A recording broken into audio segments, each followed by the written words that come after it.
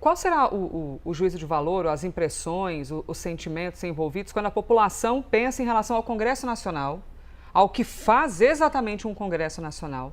E como é que é esse lance dessa relação entre executivo, legislativo, né? Até muita gente não sabe nem a diferença entre o que faz um deputado e um senador, né? Então, são coisas ali que entram numa andança técnica que eventualmente não faz parte exatamente do olhar de todo mundo. Mas as pessoas têm opiniões sobre isso. Mesmo que eventualmente não saibam nem algumas diferenças técnicas entre PL, PEC, emendas e tudo mais. Vamos aqui com uma pesquisa Datafolha. Divulgaram um levantamento, que mostra a percepção dos brasileiros sobre a relação entre Luiz Inácio Lula da Silva e o Congresso Nacional. O que foi perguntado? Você vê mais de confronto do que de colaboração? Mais confronto do que colaboração? Você vê mais colaboração do que confronto nesta relação entre as duas casas? 70%. Olha que interpretação, daquilo que é publicizado. Até porque, assim, votam, discutem vários assuntos num mesmo dia. Mas alguns chamam mais atenção e tomam conta dos noticiários. E aí as pessoas embasam, claro, as opiniões também em cima daquilo que é empacotado pelo noticiário. Mais confronto do que colaboração, 70%. Ou seja, para os entrevistados o negócio não está bom. Mais colaboração do que confronto, 20%. E aí aqui você tem uma resposta bem menor, nem de uma coisa nem de outra, nem muita briga, nem muito amor, 2%. E não sabem, 8%. Isso aqui é uma pesquisa Datafolha, mais um recorte da Datafolha, que tem a seguinte regra: a pesquisa ouviu 2.004 eleitores entre os dias 12 e 13 de maio. A margem de erro é de 2 pontos percentuais, para mais ou para menos, e o nível de confiança é de 95%. O levantamento foi realizado com recursos próprios e está registrado no Tribunal Superior Eleitoral, tá? Então a regrinha não, como é que diz? O número do registro está aqui, se você quiser pesquisar. E aí? E os nossos analistas? O que pensam disso? Isabel Mega, Clarissa Oliveira.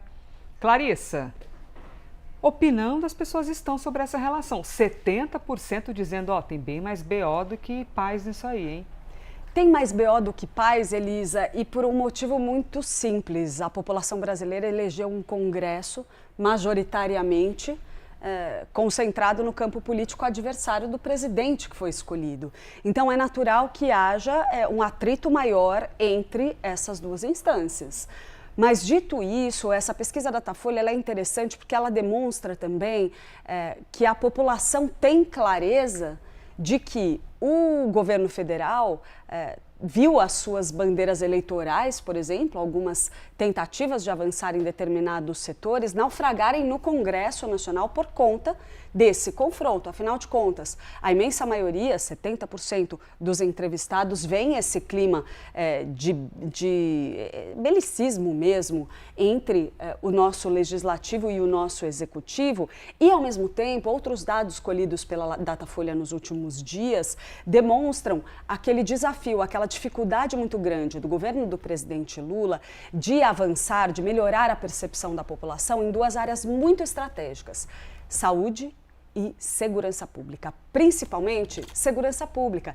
E é ali um exemplo muito claro nesse segmento do embate, do confronto entre oposição e governo, base e bolsonarismo, lulismo e bolsonarismo se confrontando constantemente no Congresso Nacional. A gente viu as principais iniciativas do governo do presidente Lula para a área de segurança, previstas ali para esse período eleitoral, inclusive, como, por exemplo, PL antifacção e a PEC da segurança pública, ambos idealizados para construir marcas na segurança pública, serem barrados, freados ou empacarem ali, de certa forma, no avanço do Congresso Nacional.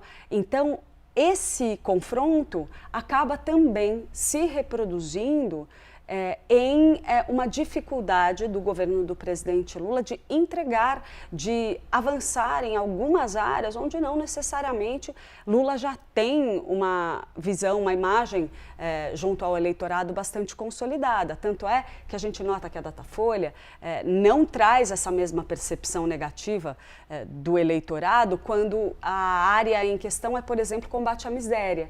nesse ponto, a avaliação do governo do presidente Lula está muito bem consolidada, está muito firme, porque ele construiu essa imagem para si. Então, ao longo de todos os seus mandatos, ali, onde é a sua zona de conforto, digamos assim, Lula está bem fincado, está conseguindo colher os frutos junto aos eleitores. Mas naqueles segmentos onde Lula esperava avançar mais ao longo deste mandato atual, muito do que ele pretendia fazer acabou empacado por conta desse confronto no Congresso Nacional que a própria população consegue sentir com muita clareza que existe. E a gente está vendo uma pesquisa que vem ali ligeiramente após a derrota de Messias dentro do Congresso. Então, Isabel Mega, se a gente considerar o noticiário, eu falei aqui que muito daquilo que a gente tem de opinião, que a população de maneira geral tem de opinião sobre o Congresso, não é exatamente porque entrou no site do Congresso, deixa eu ver que eles estão votando aqui, entendi, esse assunto. Não, a gente é alimentado pelo que a imprensa compartilha também, por recortes de rede social. E a gente viu muito embate, principalmente na questão de Jorge Messias dentro do Senado. Então, esse sentimento aparece bastante na pesquisa, né? Pois é curioso porque passado aquele susto inicial, e ainda dá para a gente atribuir esse tipo de expressão à derrota de Messias, porque até os 45 do segundo tempo eles ainda acreditavam em uma derrota, em uma vitória apertada, mas uma vitória, a coisa decantou. E a avaliação do governo é de que eles conseguiram trazer um discurso que é favorável ao próprio governo, porque ficou uma questão de humilhação ali, de um nome que a própria oposição tinha dificuldade de contestar nos quesitos jurídicos, né? Contestar tecnicamente a indicação do presidente Lula para o Supremo Tribunal Federal.